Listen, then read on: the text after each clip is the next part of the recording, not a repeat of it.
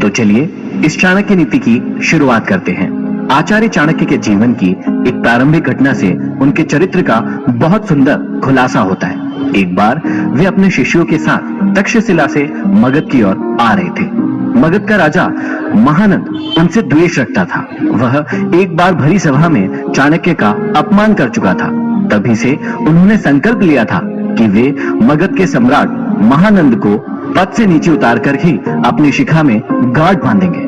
इसके लिए वे अपने सर्वाधिक प्रिय शिष्य चंद्रगुप्त को तैयार कर रहे थे। मगध पहुंचने के लिए वे सीधे मार्ग से ना जाकर एक अन्य उबड़ खाबड़ मार्ग से अपना सफर तय कर रहे थे। उस मार्ग में कांटे बहुत थे। तभी उनके पैरों में एक कांटा चुभ गया। वे क्रोध से भर उठे।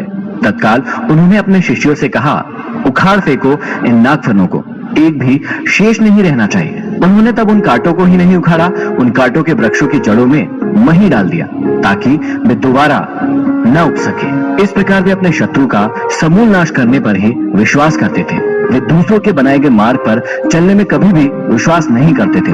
वे अपने द्वारा बनाए गए मार्ग पर ही चलने में विश्वास करते थे।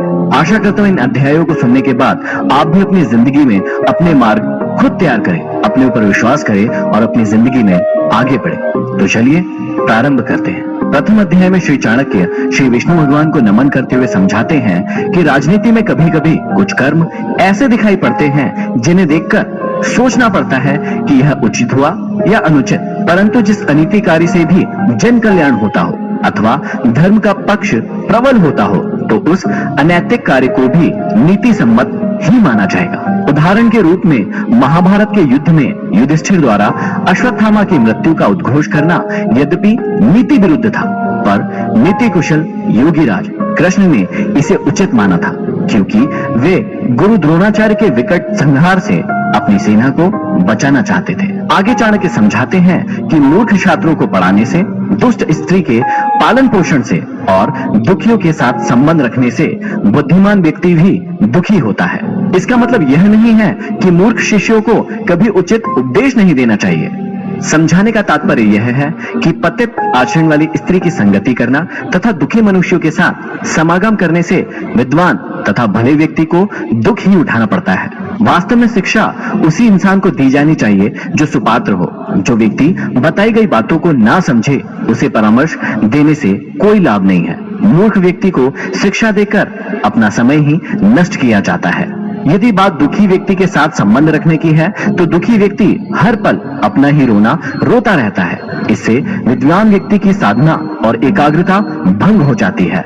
आगे श्री चाणक्य हमें समझाते हैं कि दुष्ट स्त्री, छल करने वाला मित्र, पलटकर तीखा जवाब देने वाला नौकर तथा जिस घर में सांप रहता हो उस घर में निवास करने वाले गृह स्वामी की मौत में संशय ना करे, वह निश्चित ही मृत्यु को प्राप्त होगा। घर में यदि दुष्ट और दुष्चरित्र वाली पत्नी हो तो उस पति का जीना ना जीना बराबर ही है। वह अपमान और लज्जा के बोझ से एक तो वैसे ही मृतक के समान है, ऊपर से उसे सदैव यह भय भी बना रहेगा कि यह स्त्री अपने स्वार्थ के लिए कहीं उसे विष न दे दे। दूसरा, यदि उस गृह स्वामी का मित्र भी दगाबाज हो, धोखा देने वाला हो तो ऐसा मित्र आस्तीन का सांप होता है। वह कभी भी अपने स्वार्थ के लिए उस गृह स्वामी को ऐसी स्थिति में डाल सकता है जिससे उबरना उसकी सामर्थ्य से बाहर की बात होती है।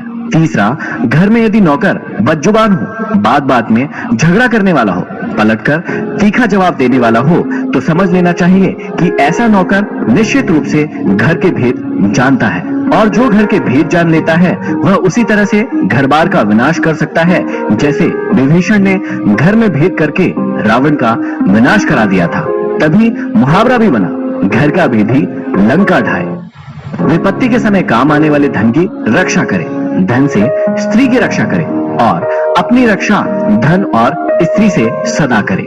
अर्थात संकट के समय धन की जरूरत सभी को होती है, इसलिए संकट काल के लिए धन बचाकर रखना उत्तम होता है। धन से अपनी पत्नी की रक्षा की जा सकती है। अर्थात यदि परिवार पर कोई संकट आए तो धन का लोभ नहीं रखना चाहिए, परंतु यदि अपने ऊपर कोई संकट आ जाए तो उस समय उस धन व स्त्री दोनों का ही बलिदान कर देना चाहिए। आगे श्री चाणक्य कहते हैं कि आपत्ति से बचने के लिए धन की रक्षा करें, क्योंकि पता नहीं कब आपदा आ जाए और लक्ष्मी तो चंचल है, संचय किया गया धन कभी भी नष्ट हो सकता है। श्री चाणक्य कहते हैं कि जिस देश में सम्मान नहीं, आजीविका के साधन नहीं, बंधु बांधव अर्थात परिवार नहीं और विद्या प्राप्त करने के साधन नहीं, वहां हमें कभी भी नहीं रहना चाहिए। अगले श्लोक में श्री चाणक्य कहते हैं कि जहां धनी, वैदिक ब्राह्मण, राजा, नदी और वैद्य ये 5 न हो, वहां एक दिन से भी ज्यादा नहीं रहना चाहिए। भावार्थ यह है कि जिस जगह पर इन 5 का अभाव हो, वहां मनुष्य को एक दिन भी ठहरना उत्तम नहीं होगा। जहां धनी व्यक्ति होंगे वहां व्यापार अच्छा होगा, जहां व्यापार अच्छा होगा तो वहां आजीविका के साधन भी अच्छे होंगे। जहां श्रुतियों अर्थात वेदों के ज्ञाता ब्राह्मण होंगे, वहां मनुष्य जीवन के धार्मिक तथा ज्ञान के क्षेत्र में भी विस्तृत रूप से फैले हुए होंगे।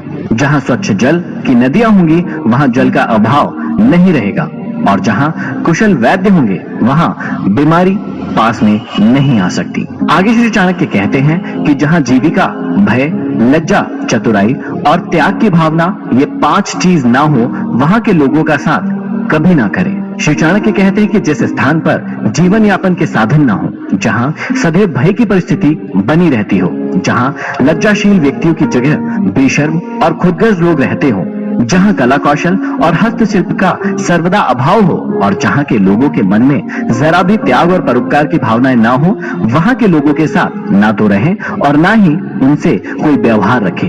श्री चाणक्य कहते हैं कि नौकरों को बाहर भेजने पर, भाई बंधुओं को संकट के समय तथा दोस्तों को विपरीत परिस्थितियों में और अपने स्त्री को धन के नष्ट हो जाने पर परखना चाहिए, अर्थात उनकी परीक्षा लेनी चाहिए। चाणक्य ने समय समय पर अपने सेवकों, भाई बंधुओं, मित्रों और अपनी स्त्री की परीक्षा लेने की बात कही है। समय आने पर ये लोग आपका किस प्रकार साथ देते हैं या देंगे, इसकी जांच उनके कार्यों से ही होती है। वास्तव में संसार में मनुष्य का संपर्क अपने सेवकों, मित्रों और अपने निकट रहने वाली अपनी पत्नी से होता है। यदि ये लोग छल करने लगे तो जीवन दुभर हो जाता है। इसलिए समय समय पर इनकी जांच करना जरूरी है कि कहीं ये आपको धोखा तो नहीं दे रहे हैं। आगे समझाते हैं कि बीमारी में, विपत्ति काल में, अकाल के समय, दुश्मनों से दुख पाने या आक्रमण होने पर, राज दरबार में और शमशान भूमि में जो साथ रहता है वही सच्चा भाई बंधु अथवा मित्र होता है। श्री चाणक्य समझाते हैं कि जो अपने निश्चित कर्मों तथा वस्तु का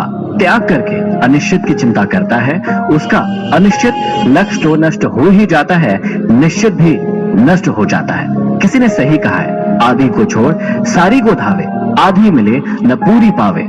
जो व्यक्ति अपने निश्चित लक्ष्य से भटक जाता है, उसका कोई भी लक्ष्य पूरा नहीं हो पाता है। अर्थात भाव यही है कि आदमी को उन्हीं कार्यों में अपने हाथ डालना चाहिए जिन्हें वह पूरा करने की सामर्थ्य रखता हो। आगे श्री चाणक्य कहते हैं कि बुद्धिमान इंसान को अच्छे कुल में जन्म लेने वाली कुरूप कन्या से भी विवाह कर लेना चाहिए, परंतु अच्छे रूप वाली नीच कुल की कन्या से विवाह नहीं करना चाहिए, क्योंकि विवाह संबंध समान कुल में ही श्रेष्ठ होता है। लंबे नाखून वाले हिंसक पशुओं, नदियों, बड़े बड़े सींग वाले पशुओं, शस्त्रधारियों, स्त्रियों और राज परिवारों का कभी भी विश्वास नहीं करना चाहिए। श्री चाणक्य कहते हैं कि पुरुषों की अपेक्षा स्त्रियों का भोजन दुगना, लज्जा चौगुनी, साहस 6 गुना और काम 8 गुना अधिक होता है। इन बातों का हमेशा ध्यान रखना चाहिए। ये था भाग 1। अब हम सुनेंगे अगले एपिसोड में भाग 2। आप सुन रहे हैं